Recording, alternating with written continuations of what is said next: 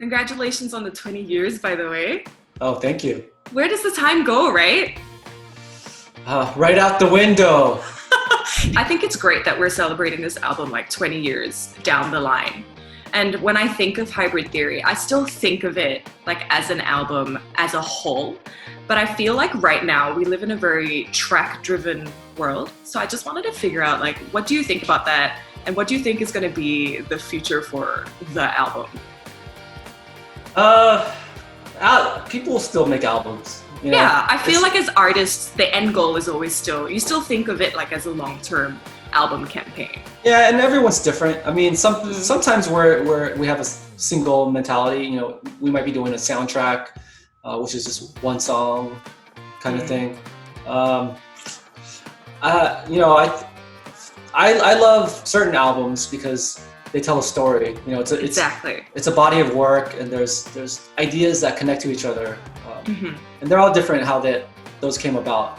And that's something that, you know, like with each album that we've done in the past, that's like, it sounds like it's an era. It's like there's a certain vibe, sound, even the things that are talked about in the lyrics that has a certain type of messaging. And we've been able to make a record, go on tour, share the music, take a bit of a break, get back into the studio after we clear our heads, and then come in with like, okay, I want to do this, I don't want to do this, and end up with what becomes the next album, and then start that cycle all over again. Yeah. How long does that process take? Usually. It could be very quick, but we've never done it quick.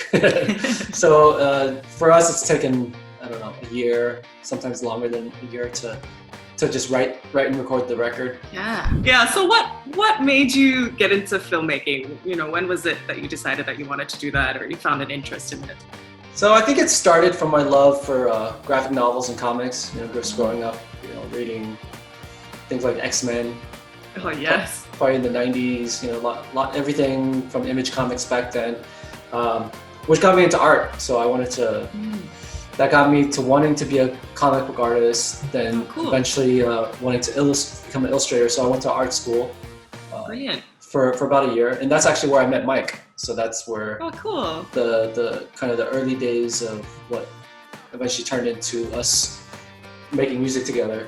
That's where that started. And then so I took a break from art school, and I was able to get some work as an illustrator.